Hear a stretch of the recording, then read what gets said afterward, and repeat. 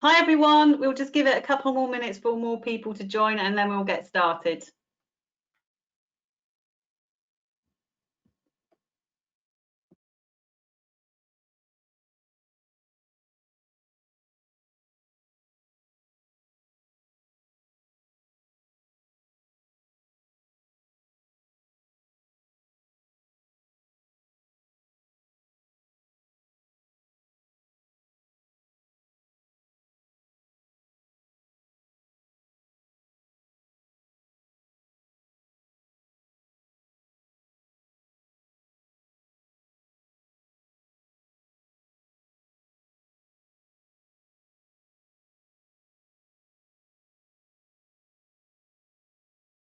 Just give it one more minute and then we'll get going.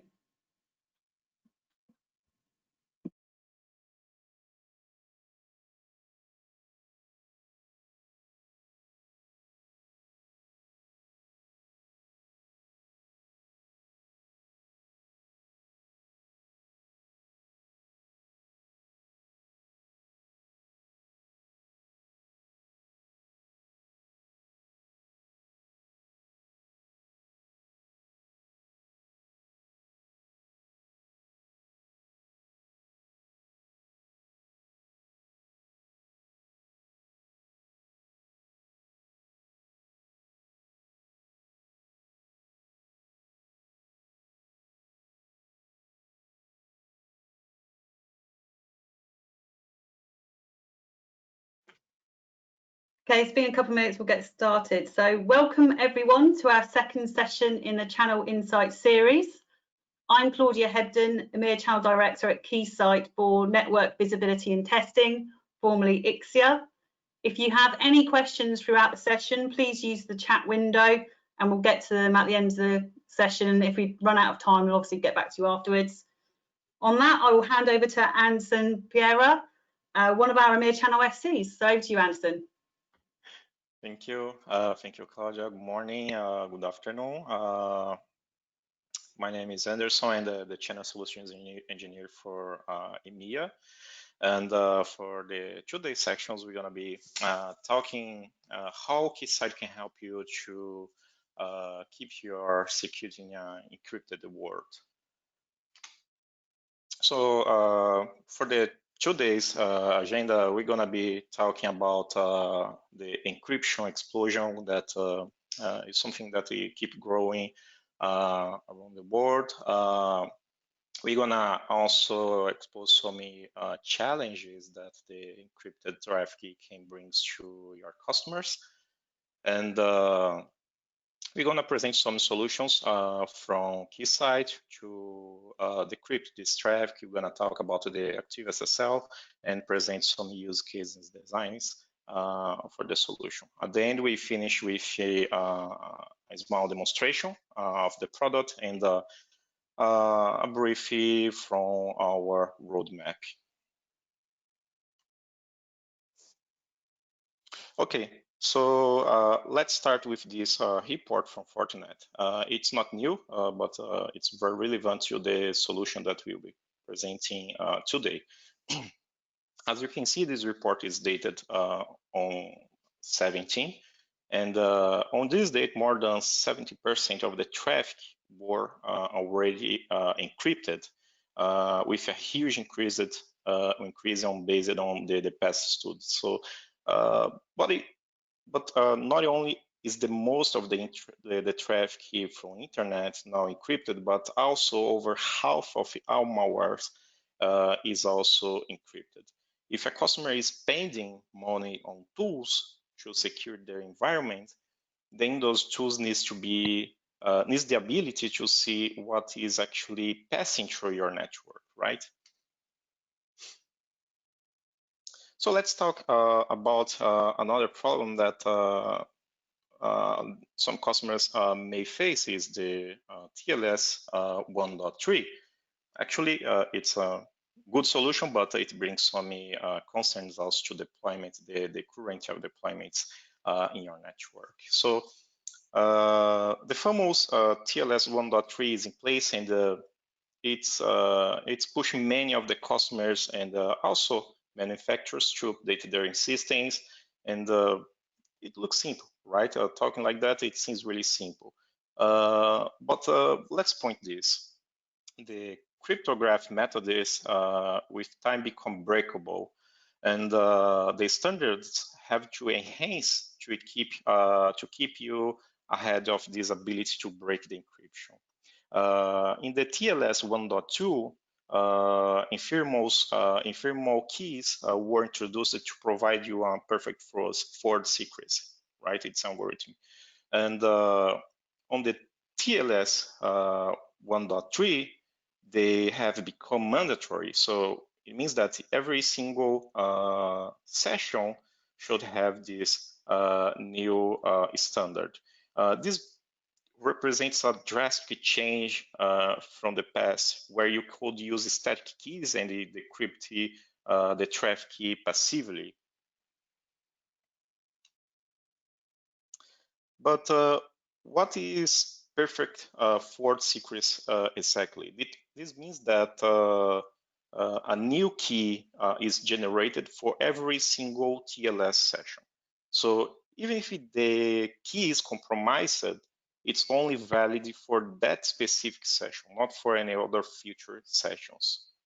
So this breaks many existing environments that are passively inspecting the traffic over spam ports or taps.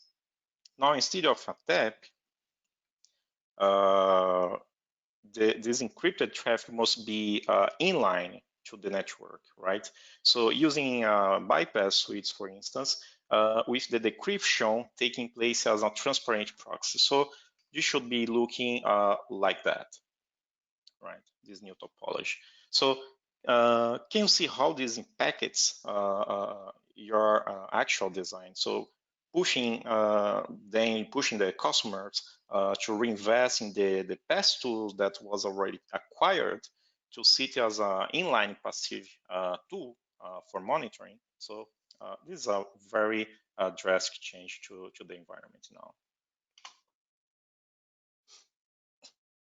So one of the biggest challenges that IT admins faces is maintaining an effective and efficient security deployment.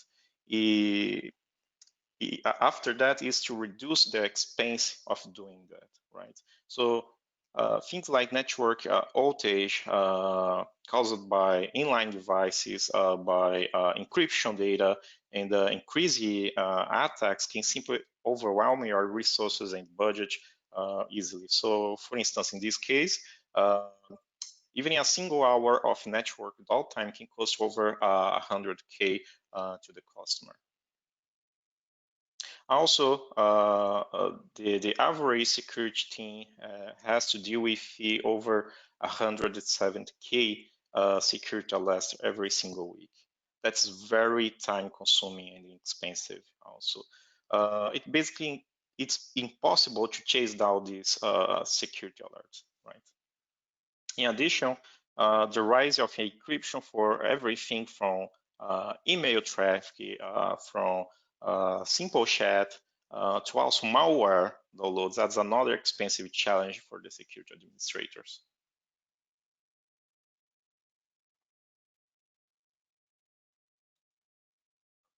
So there is a new way to address that, to address these challenges, right? So first we need to provide all the resilience needed in order to place any passive tool in an inline architecture.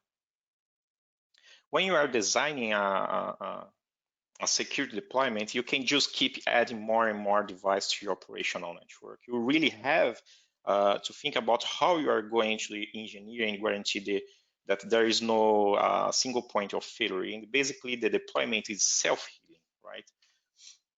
So we have the efficiency that you have to put so many efforts and time just to make your deployment running. Now, there are some good questions to do yourself. Is my deployment efficient? How do you make it as efficient and as efficient as possible so that you can deal with all the challenges in security? And finally, as the amount of the encrypted data on the network continues to go up, a huge challenge is posed, right? So if 80% of the traffic in your network is encrypted and your security deployment can't deal with this encrypted traffic, you can't see into it, right? So then basically you have a wasted 80% of your security spend.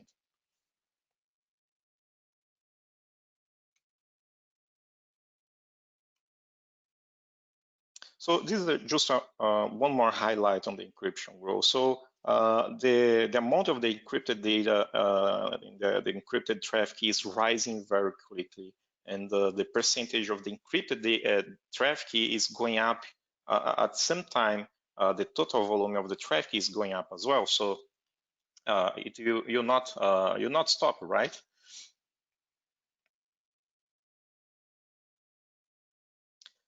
Now let's take a look on the solution that Keysight can provide you, right? Fortunately, Keysight has a long history in the security space. We have spent a lot of time addressing these challenges to help you build a more resilient and a more efficient and a more secure perimeter. Part of this is the exemplified by our approach to resilience. One piece of that is our bypass switch, which it's a small device that will be able to isolate network failures.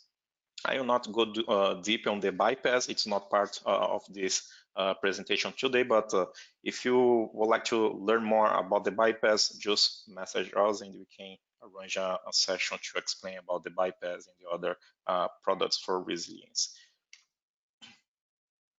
We have also spent a lot of time trying to help our customers to have more efficient network operations. So our goal is lowering the cost of deploying and maintaining a network.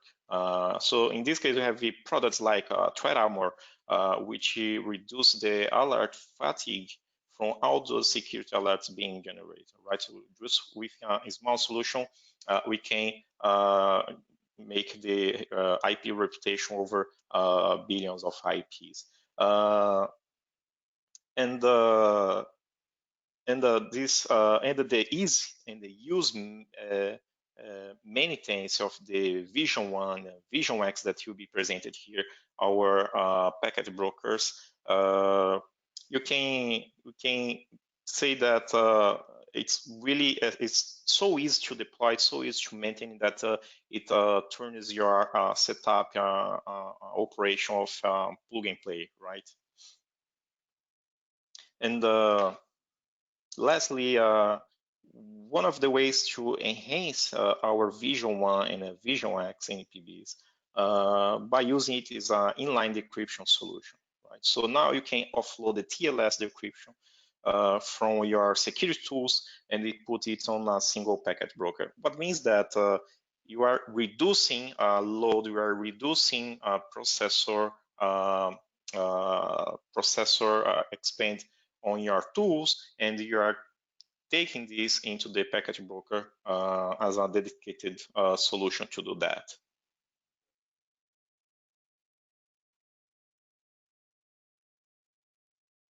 So now the Vision 1 and the Vision X are the unique solutions that we have, very flexible and with a powerful architecture. It will prevent you from dropping packets. It will guarantee a lot of other features aside that. And it will help you to optimize your deployment, such as filtering, the duplication, load balance, and much more. So these tools, it's an all-in-one box that you'll be able to not only decrypt the SSL, but bring a lot of features to your deployment.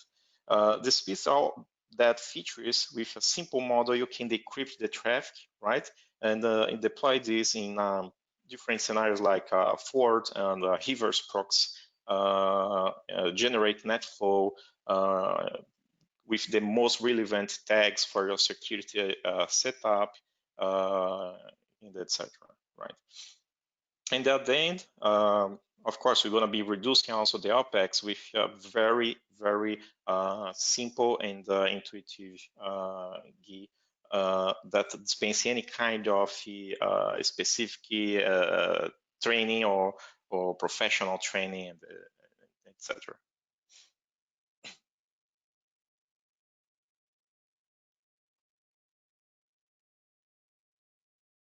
Okay, so to start here, Keysight packet brokers, including the both Vision 1 and Vision X, are the only in the market with a true active deployment. And it's very important. No one wants you to your new deployed design create a lot of delay, conversion links, and generating latency to your network, right? So we are the unique in the market able to provide this kind of architecture. With that said, you can safely use the Vision 1 and the Vision X as a true transparent proxy, right? So you can place this inline easily, and it's safe at the end. On the top of that, you can also start applying desired features like app stack or security stack. Both of these stacks are licensed separated, which grants you more flexibility, right? So you can separate, license that based on your current need. And each one of these stacks will bring you all these powerful features to improve your security tools and optimize your load.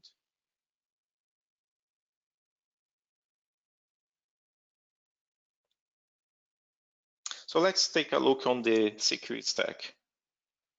It first supports the inline decryption, as mentioned, but it can also feed out of band tools. So by this, we're going to be solving this past problem that you have presented with the TLS 1.3 and the mandatory perfect forward secrets. It can also detect malicious traffic by looking on the IP reputation from these transactions, and this information can simply be sent to external tools such as CNs and the other security tools to correlate this information in the setup. Also, the security stack will also provide you data masking tools, which is a dynamic data masking that will search your entire packet for sensitive information and hide this, right? So you can set this feature to enable you over these regulatories and the standards like PCI, HIPAA, and GRPD, for instance. One thing that is really important here is that you can decrypt once, right? You just decrypt one time, and you can feed many tools. Remember that you are using a packet broker, right? So you have a lot of ports available in the packet broker. Let's say on the Vision 1, we have 48 ports plus 4 ports of 40 giga that you can use to feed all the tools connected to that packet broker. So you don't need to be repeating this process every time for every single tool to decrypt this traffic and analyze that. And even with the Vision X, we can now go over supporting from 10 gigabits to 200 gigabits per second of the SSL decryption. And of course, as we know in the Vision 1, the Vision X also, this performance is license based, so there is so many breaks in the license that you can enable, and it means that you can set different performances, making this more flexible to fit to any pocket, right? To fit to the customer pocket. Recently, also, we have released the net correlation, which is great. Now you can also feed tools that will be doing address translations, like IP address translation and port address translation, with traffic being decrypted by our packet broker. So now we can correlate this traffic even if there is any translation in the session. And of course, as you know, Keysight are proud to deliver powerful solutions in the market. And of course, and to do that, will not be better to guarantee a dedicated processor for cryptographic features, for instance. So we are reserving a processor, an entire processor, just to do that.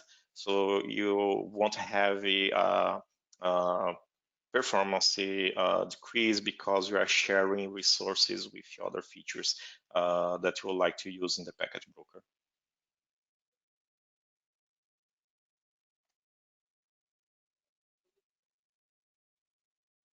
So here we have the features that will help you to keep in compliance. With the data masking plus, probably most of you already know, we can easily find in an entire packet for sensitive information, and by using a regular expression model method. So doesn't matter where is the sensitive information located on the packet. Once we match this pattern, we can use the regular expression to be hiding this information, this sensitive information with the data masking plus. Of course, with that, it will help you to keep in compliance with payment standards like PCI, HIPAA, right? And on the other side, we have also the host categorization, which can simple define which kind of sites should you bypass from decryption or set this as decryption in order to keep sites not opened, not decrypted by the tool, right? So we can set this, for instance, online banking, social media, payments sites. So for this particular sites, I would like not to decrypt this traffic and keep the privacy information safe, right? So it also will help you with the compliances like new regulations that GDPR bring to the internet.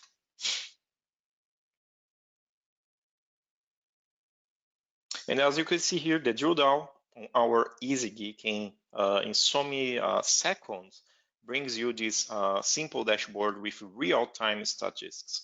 What you are decrypting, how many sessions you have, how many handshakes, and the decrypted throughput you have been doing. These metrics can guide you if you need for increase of performance on secure stack, for instance.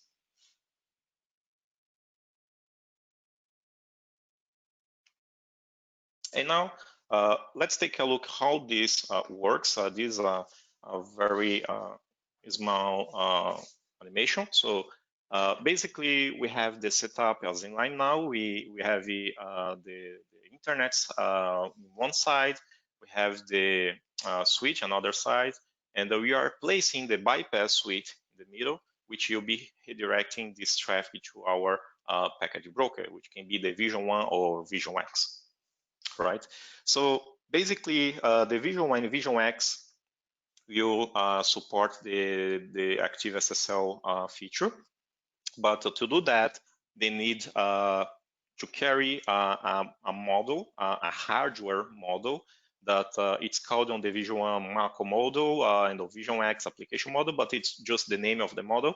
But basically, this model will enable the package broker to activate the features called net services. So this net service can be an application feature, it can be a security stack feature, and etc. So these NPBs will act as a main and middle, supporting both architectures, so forward and reverse proxy. once the traffic is encrypted traffic starts to flow through the bypass, this traffic will be redirected to the packet broker, right? And based on the policies that you have applied to the Active SSL processor, you will define if this traffic will be decrypted or not. And the decrypted traffic, you can start to feed as many tools you have in the package broker. So this is really good because you can enjoy a lot of ports that will be available on the package broker, creating a very unique secured setup for resilience, for instance, right? And on top of that, you also can enjoy many other features, things from NetStack, PackStack, and the AppStack to help you to optimize, to offload these tools, to generate more insights about security and etc. So this is not going to be only a decryption tool, but also will enable you a lot of other features to optimize your network. And of course, it's completely transparent. So there is no change of the MAC address, change of the IP address, anything like that between the bypass and the package broker. All the traffic, you'll be crossing this in a very transparent mode. So you don't need to worry about any change to your communication.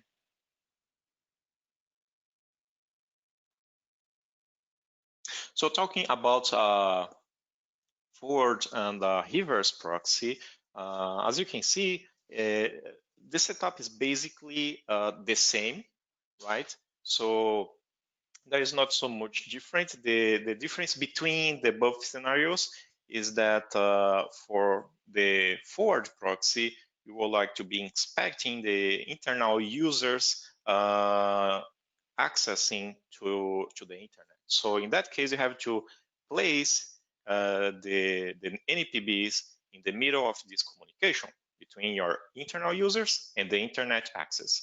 On the opposite, for the reverse proxies, is the case if you are hosting a server that is reachable by your customers or users from external using the internet connectivity, and you have to place the packet broker in the middle of this deployment.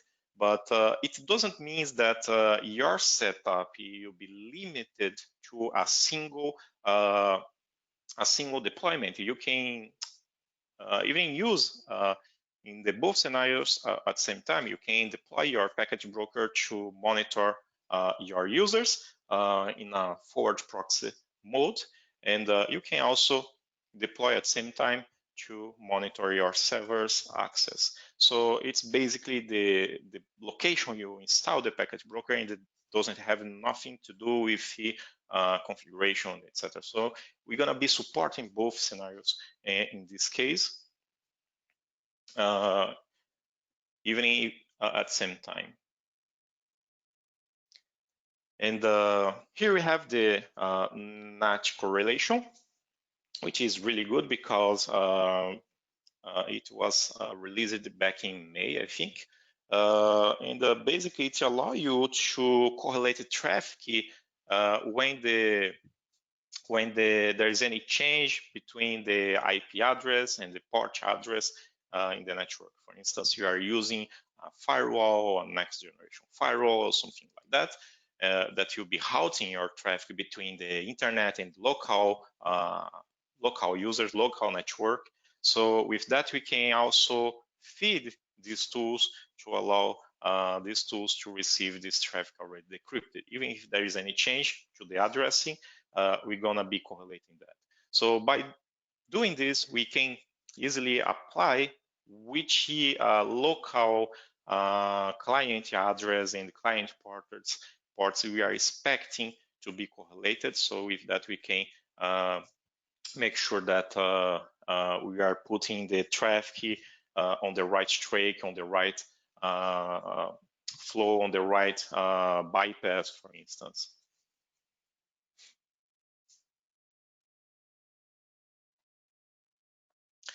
Okay, so here's the difference between the Vision One and the Vision X. When we talk about features, they basically have the same features. Something that is still pending between one and another, but we are still developing for the future release to make everything, every solution a single version, and it will be we'll have all the features each one have already. So in this case, you can see that the change of performance is the most critical difference between them. The Vision One can support from 1 giga up to 10 gigabits per second of decryption. And we are limited also on the connections per second, concurrent sessions, and etc. So this is the most critical difference. So if you are targeting small customers, small deployments, probably the Vision One will be the right solution for that.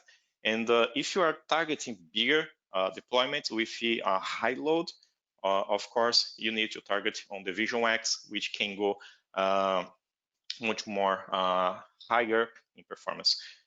In this case, the Vision X have four frontal slots that can be used for installing the application model, which is the model that supports the active SSL.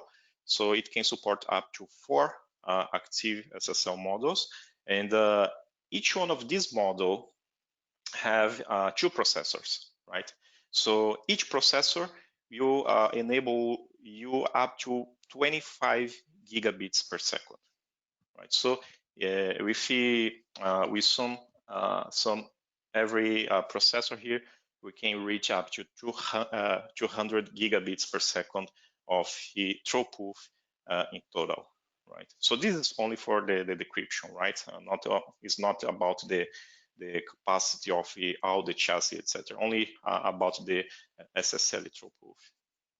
Well, the control latency is basically the same, and also you can see the huge increase on the connections per second and the concurrent sessions. So we can go up to 3.2 million total of the concurrent sessions, and up to 200,000 connections per second. So it's really impressive, right? So it's a box of 3 RU that can brings you all this performance. Looking at the bottom here, you can see also the ports that we do support. On the case of the Vision X, we have much more ports. We can go over 100 ports of 10 gigabits per second. But not only that, we do also support different port speeds. So we can go to the 100 gigabits per second. We can use that for 25 or 50 gigabits per second transceivers interface as well, right? So something that doesn't support on the Vision One. So most like this physical difference between them.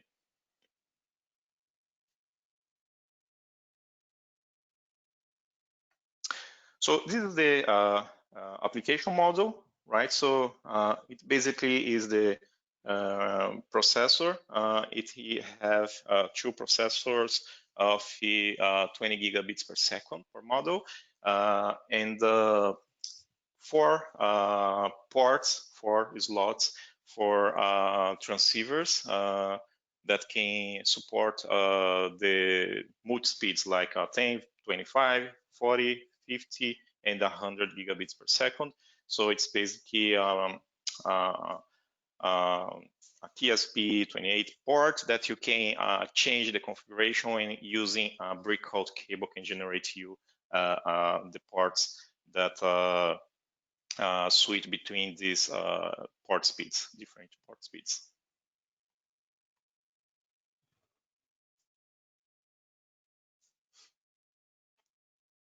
Okay, so we're gonna do now a demonstration of the solution.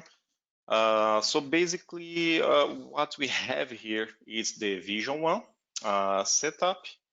We're gonna have in one side internet access, and the other side we're gonna have a Linux machine that will be accessing this internet. So with that access, we will be able to see that our traffic is being decrypted, and a new key will be a new encryption key will be assigned to our access.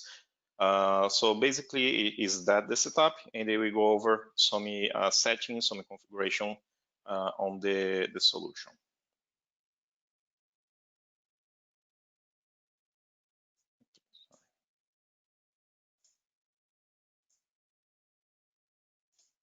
Okay, so basically this it's our Vision One. Okay, so this is the login screen. So who already know the solution, it's pretty easy to interact with our GUI interface. We're gonna have here our Linux machine that will be accessing the internet.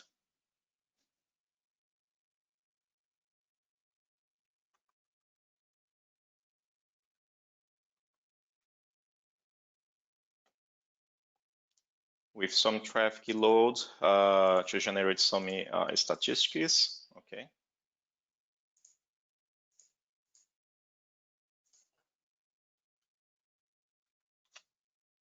And our Visual One. So let's log in to our packet broker.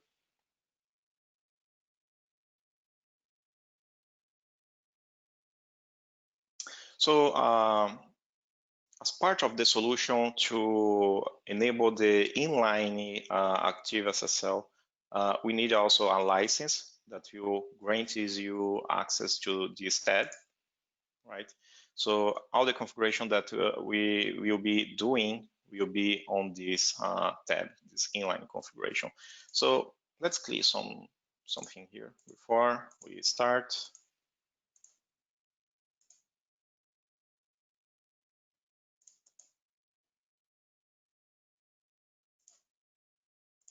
Okay, let's remove that.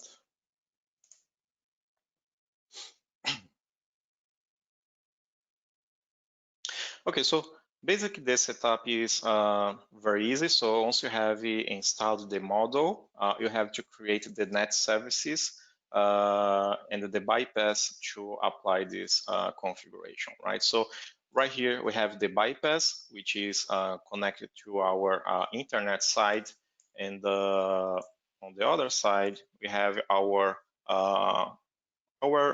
Ubuntu machine, right? Our Linux machine. So all the traffic should be passing through this first service chain, which we're gonna be applying our active SSL. So basically what we have to do once you have created our net service and our active SSL tool, right? So let's add this. So once you have added this to the service chain, it means that all the traffic now should be passing through this active SSL.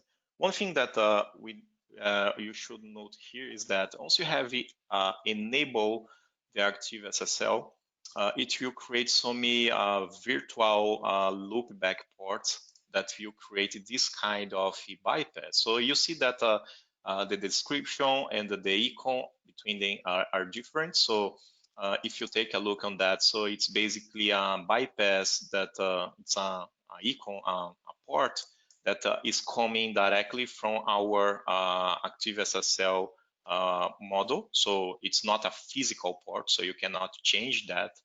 So it means that all the traffic that is passing through this service chain, this first service chain, will be decrypted and you'll return to my port here, my active SSL port. So from this connection now, I can apply my tools that will be inspecting my traffic. So let's say that I have here a next generation firewall, and you added this, right? So now I have my next generation firewall. I can apply as many tools I have available in parts here. So it doesn't need to be just the next generation firewall. It can be an IPS, or it can be DLP or any other tools to that, right? So you can apply as many tools I wish here, right?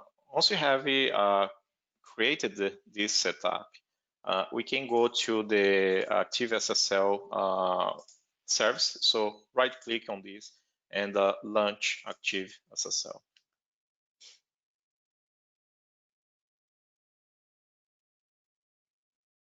So now from here, you can see that there is a lot of, some statistics already running, some traffic already running. That's because our Ubuntu user is watching movies, watching YouTube.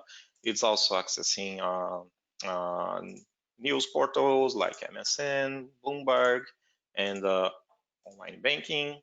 So all this traffic, it's already passing through our Active SSL, right? So that's why you have these sessions and this amount of the traffic passing.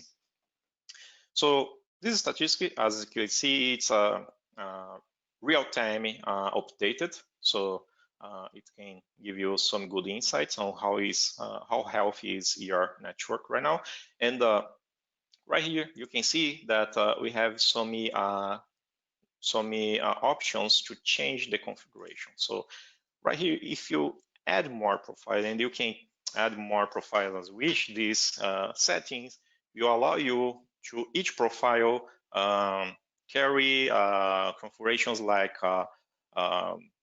policies, certification, authorities, ciphers, and etc. So each profile can carry these settings, and you can change this profile as you wish. So you can create different profiles to use here. So in this case, we are using the default configuration. Let's try to take a look on what we have here. So on the top right, we have the settings for this setup, and we can go to the second icon, which is the configuration profiles. In this section, you can see that we have 3 different tabs that we can use to create our configuration. So we have the traffic policy, certification, certificate validation, which is really nice because you can see which kind of certificate authorities is trusted or not trusted, for instance. And you can see, for instance, which one is not more trusted. It's based, it's local database, so basically it is not updating for internet, but something is being evaluated already to make this automated, right? And also the allowed ciphers, all the ciphers that we currently support for TLS. Most of them TLS 1.2. We know that for the TLS 1.3, it was reduced, the amount of the cipher. I believe it has the standard says the most suited ciphers to be used there is about 4 or 5 ciphers in total. But we also have some here from the past, SSL, and the TLS 1.2, for instance. So, okay, so we have it here, the traffic policy. As you can see, we have already the operation mode as decrypted. It means that all the traffic that will be passing through my Active SSL will be decrypted, right? We can also stipulate which kind of TLS we would like to use, the minimum version, the maximum version. In this case, we are decrypting all this version from 1 to 1.3. And also the full certificates that we can apply to that. So we have one that it's the full one for demonstrations, of course, but you can also add your trusted certificates. So if your customer is a bank, you can apply the bank certificate here, which will make the connection much more trustable, right? To the point of view of your users and servers. So okay, so it's already decrypting everything. So how I can check this on my Ubuntu box? So what we can do here to demonstrate that it's working, I can simply go to this lock and click on that. So as you can see, this connection is safe, but the certificate is validated, verified by Ixia. So it means that I'm accessing YouTube, but the lock, the certificate is not from YouTube itself. It's a certificate generated by our packet broker. It means that the traffic is being decrypted with the original key. We have the plaintext traffic that can be feeding the tools for inspection. And at the end of this session, when this return to our packet broker, we're gonna re-encrypt this data again using self-hosted certificate, in this case, Ixia certificate, right? So it's good, right? So if we take a look on the Citibank, for instance, it's a bank, right? So if I try to access my account here, I may not be secure that I can trust on that, because it's not the Citibank certificate itself. It's a certificate generated by someone else. So in this case, Ixia. So of course, we can change that. If you want to make sure that our customer is in compliance, we need to avoid this kind of decryption. So let's move back to our Active SSL and add some rule, some policy to bypass this kind of traffic, this kind of financial traffic. So right here, we can click to add a new policy and go to the category.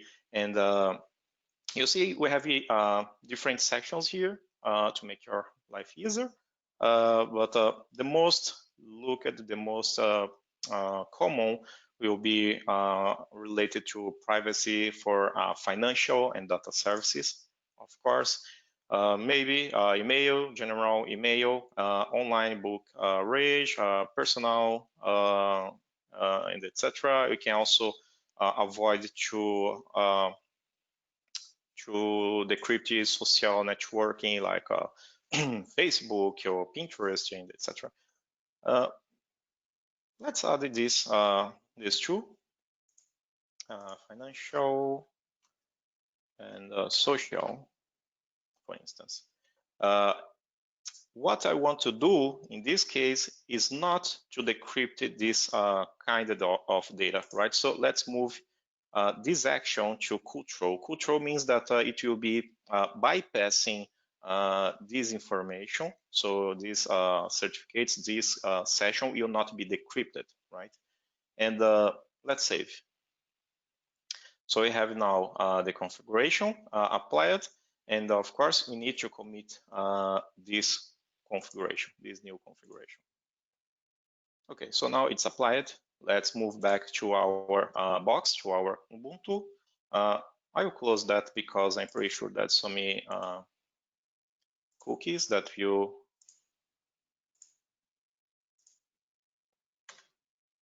mess up. So accessing our online banking again. And then let's take a look on the locker. And there we go. So we have the connection, the certificate in this case, issued by Citigroup Inc. So now it's more trustable because I'm pretty sure this certificate belongs to my bank, right? So it's not a Ixia certificate anymore. But even other sites like Bloomberg, the decryption remains the same. So we should be able to see at the ICSIA certificates. So let's go over and check.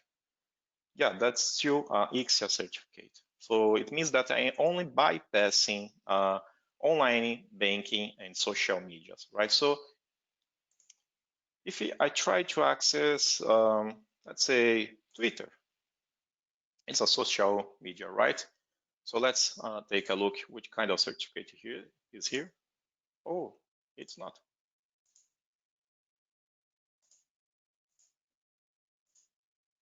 Yeah, it's decrypting Twitter. It's not categorized as a social media, probably.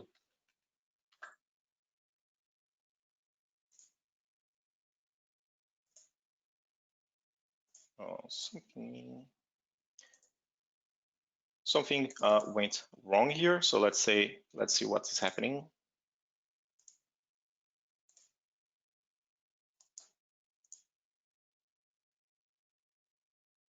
Okay, I guess it's not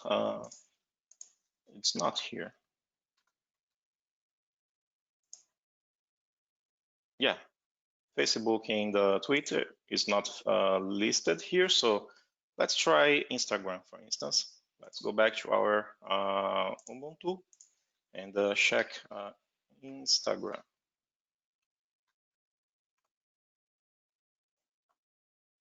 Okay, so from the Instagram, I can see that this is not an ICSIA certificate, right?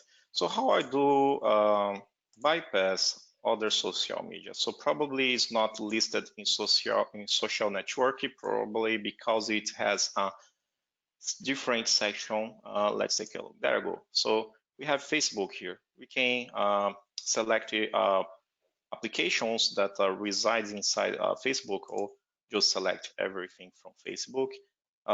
Twitter also, it's also listed separated here, so we can just click here and select Twitter. Now, let's save this configuration and apply and commit this.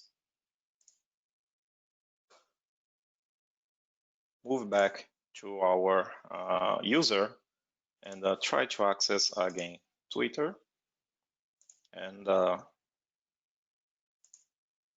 it's still Twitter here.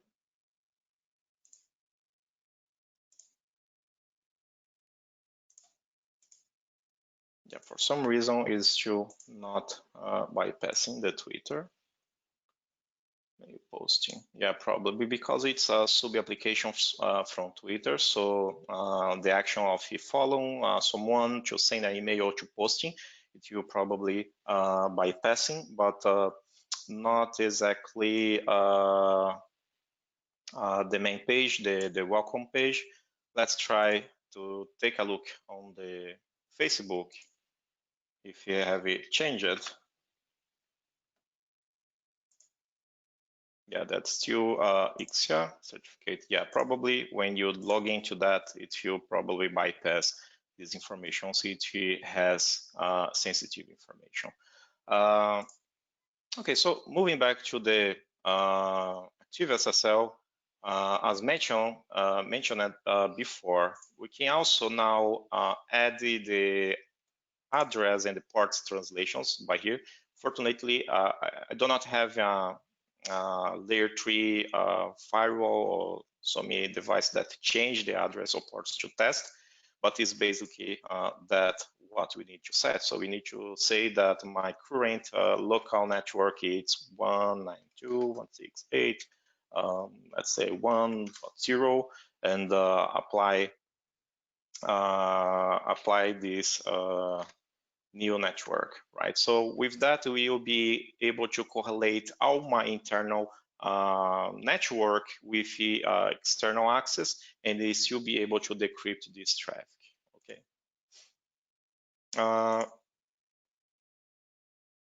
That's it. I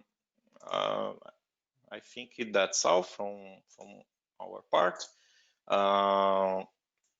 Just let's finish here from the demonstration, and some good roadmap to demonstrate here. As you know, our roadmap it's a planning that it's tentative planning. So not all these features will be released on this exactly time. It can be changed anytime without any notices. So it's just to give you some idea on how we are planning to develop and release the next versions of your Active SSL. So far, we have this released back in May, I think, if I remind, which brings us the VisionX application mod to support the Active SSL, and the TLS 1.3 support, which was very required in the past in the NAT correlation. So it's already released, it's available on these last versions. And we have some plans to the future to unify the both versions. As you can see, we have the 1.6 to the Vision 1 and the 2.0 to the Vision X. The next release, the plan is to merge the both solutions, and both solutions will try to have the same versioning and the features.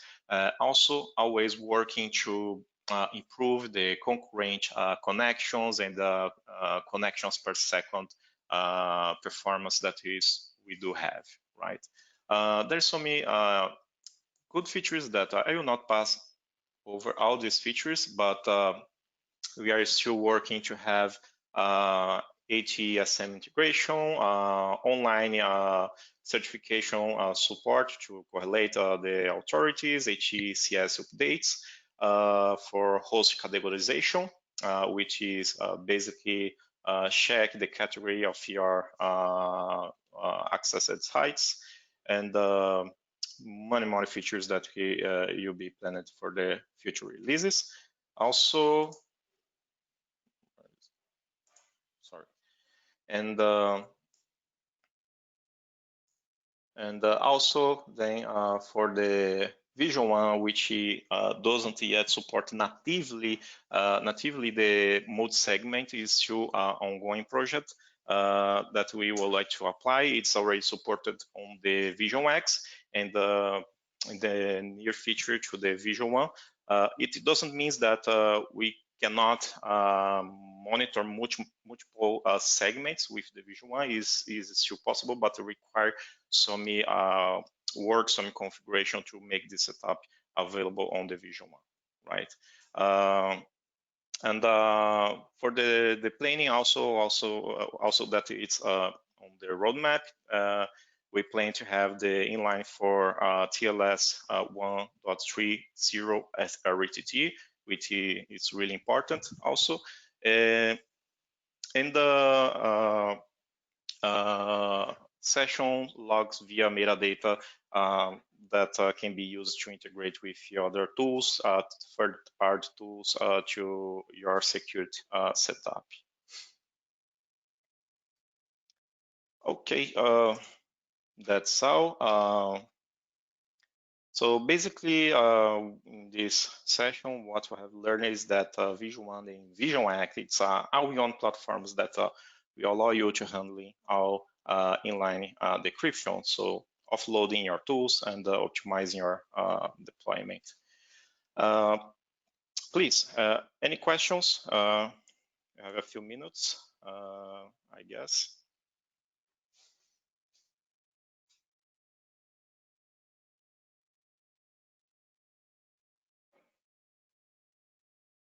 Claudia, not sure if you can see questions or. Yeah, I'm just waiting for them to come through. For those that have asked questions, we'll reply to you directly, as we're obviously coming up to the hour now. So thanks for everyone attending. Thanks, Anderson, for going through SSL. So as a reminder, we have our third session tomorrow at the same time, and that's on our breach and attack simulation product, Threat Simulator, with Andy Young. So hopefully we'll join you again tomorrow, and thanks for joining. Thank you all. Thank you for your time.